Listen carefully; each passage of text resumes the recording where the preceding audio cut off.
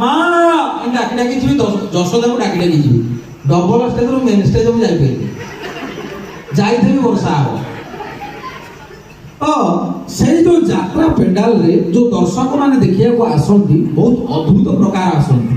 ଗାଁରେ ଯେତେବେଳେ ନାଟକ ଗୋଟା ହବ ଅଦ୍ଭୁତ ତାର ସବୁ ନା, ଲିଲି ହଜିଗଲା ଲଳିତା ବଣରେ, ନାଁ ଗୁରା ସବୁ ଭେରାଇଟି ପ୍ରକାର। ଏ ଆମର ଲିଙ୍କ ରୋଡରେ ଡଲି, ସବୁ ନାଁ ସବୁ ଅଦ୍ଭୁତ ପ୍ରକାର। ତ ଯେତେବେଳେ ଯାତ୍ରା ପୂର୍ବରୁ ଆନାଉନ୍ସ ହୁଏ, ସବୁବେଳେ ଆନାଉନ୍ସ ଅର୍ଥ କ'ଣ ନା ଆଡଭାର୍ଟାଇଜ କରାଯାଏ କେମିତି ଲୋକମାନେ ଆସିବେ। ଆଜି ଆଜି ଆଜି ସେ ଠିକ ଭଲ କଥାବାର୍ତ୍ତା କରୁଥିବ, ଯେମିତି ମାଇକ୍ରୋଫୋନ ଧରିବ ଆଜି ଆଜି ଆଜି ତାର ଏମିତି ଅଭ୍ୟାସ ହେଇଯାଇଥିବ, ଘରେ ତା ଭିତରେ ଭାତ ଖାଇବୁ କିରି, ଏଇନା ଖାଇବିନି, କାଲି ଖାଇବି, କାଲି ଖାଇବି। ମାନେ ସେ ଅଭ୍ୟାସ ତାଙ୍କର ରହିଯାଇଥିବ, ତାଙ୍କ ତଣ୍ଟି ପୁରା ସେଇ ଇଏକୁ ପଳେଇଥିବ।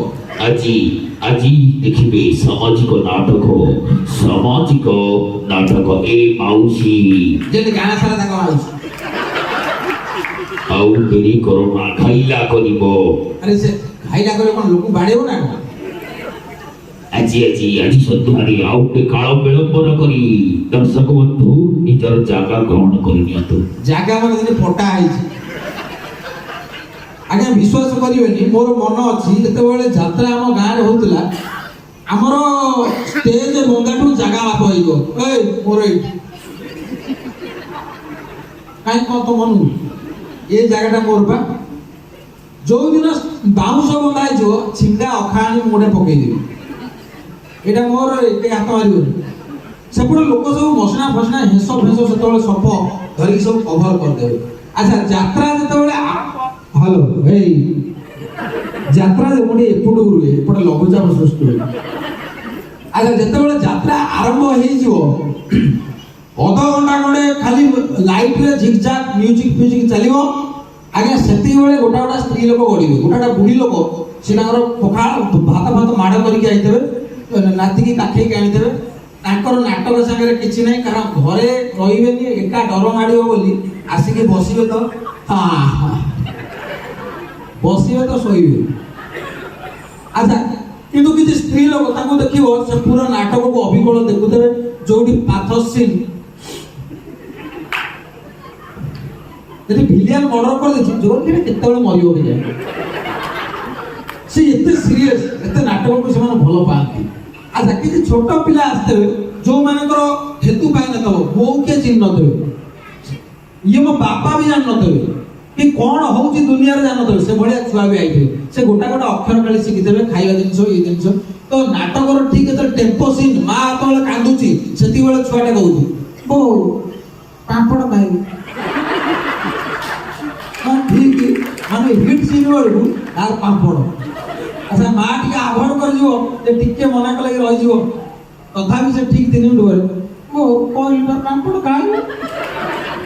ତ ମାନେ ତା ବସେଇ ଦବନି, ତା ବୋଉକୁ ତ ବସେଇ ଦବନି, ଆଉ 5 ସ୍ତ୍ରୀ ଲୋକଙ୍କୁ ଡିଷ୍ଟର୍ବ କରିବ।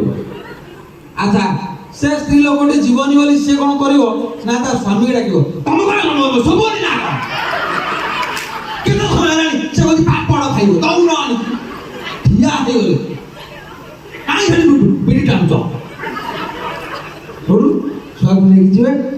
ଆଚ୍ଛା ସିଏ ଯୋଉ ଯାଇଥିବ ପାମ୍ପଡ଼ ଦୋକାନ, ବାପା ଧର 50 ଟଙ୍କା ନେଇଯାଇଥିବ, ଛୁଆ ତାର ମନମୁଖୀ ଖର୍ଚ୍ଚ, ଏଟିଏମ୍ ଟା ତାର, ପାମ୍ପଡ଼ ଖାଇବି, ନାଇଁ ସେ ମଟର ଖାଇବି, ବରା ଖାଇବି, ମାନେ ଫିକ୍ସ ଆଉ କିଛି ରହିବନି। ତ ଠିକ 10 ମିନିଟ୍ ପରେ ଛୁଆଟେ ଆସି ପାମ୍ପଡ଼ ଚୋବେଇ ଚୋବେଇ ବସିବ। ସିଏ ଯେତେବେଳେ ଚୋବଉଥିବ, ତା ସାଇଡ୍ ସ୍ତ୍ରୀ ଲୋକଟି ବିଚାରି, ଆଚ୍ଛା ପ୍ରକୃତରେ ମଣିଷ ପାଖରେ ଆଉ ଜଣେ ଲୋକ ଖାଇବ, ଆଉ ଜଣଙ୍କର ଟିକେ ଲାଳ ଜିଭରେ ଆସିବା ଥୟ। ତ ସିଏ ଯେତେବେଳେ ଚୋବଉଥିବ, ସେ ଯୋଉ ସାଇଡ୍ ସ୍ତ୍ରୀ ଲୋକଟି ନାଟକ ଦେଖୁଥିବ,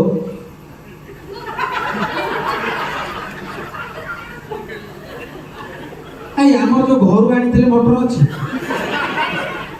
ତ ଆଜ୍ଞା ସେ ଛୁଆଟି ଠିକ 10 ମିନିଟ୍ ଯାଇଥିବ, ତାପରକୁ ବୋଉ ବରା ଖାଇବି, ସୁଧୁରି ସେ କାଇଁ ଖାଇବ, ତା ମୁହଁରେ ନେଇକି ବରା 4ଟା ପୁରେଇ ଦେବ, ଘଣ୍ଟା ହେଲେ ବରା ଖାଇବି, ଆଣିବା କଥା ନୁହଁ। ଆଜ୍ଞା ସେ ଛୁଆଟି ବିଚାରି ଯେତେବେଳେ ପାମ୍ପଡ଼ ଆଉ ବରା ମଟର ବହୁତ ଜିନିଷ ଖାଇବ, କୋଳି ଆଚାର, ଆଇସ୍କ୍ରିମ୍ ଛୁଆ ଖାଇବେ ରାତି 2ଟାରେ ଯାତ୍ରା ପଡ଼ିବ। ଆଜ୍ଞା ଯେତେବେଳେ ସମ୍ପୂର୍ଣ୍ଣ ଖାଦ୍ୟ ଭକ୍ଷଣ କରିବ, तापर एसी कंपनी बंद हो खाली धूपकाठी उड़ब माने से छोट पिलाटी तार केस करतबो पूरा साइलेंस रे फायरिंग करतबो किंतु एपटर समझ को अनै देबे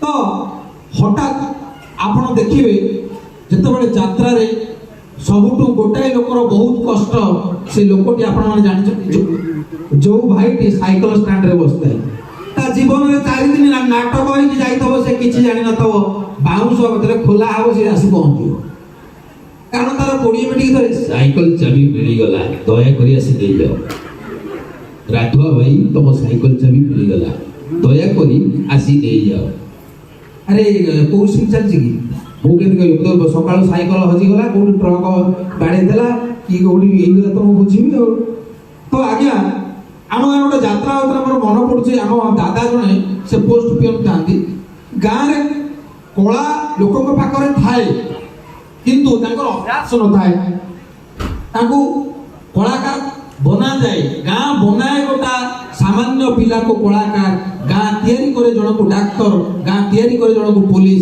तेणु गाँ माटी है से जे गाँ न जानी से जीवन में किसी जाने से हुआ जाइछि जननी जन्म भूमिश्च स्वर्गदपि गरियसि आपण माने जे जोठिकार थांतु निज गाँ को जतबेले चली जाउतबे सते कि लागे स्वर्गपुर किछि न थाउ मुआटी ब्लेजर पिंधि प्रोग्राम है जे गाँ को जेमिदा नुंगी फाइनल मोर किछि ना गाँ सेमति कि बुलते तेणु गाँ परी गाँ तैयारी करे जन कलाकार तेणु मो गाँ मते कलाकार तैयारी करिवार जो लक्ष्य जो प्रोत्साहन मो गाँ मते देइछि तेणु मो दादा जतबेले आम गाँ माने पोस्ट पियन से नुआ नुआ थांती तो से केबे जीवन रे अभिनय करनांती बापा कहले शत्रुघ्न तमे विलेन रोलटा करो ना भाई मोर कोन हबो ना मते लाज माडियो किंतु तार इच्छा भीतर थाए बापा कहले तू कर तांकर डायलॉग थिला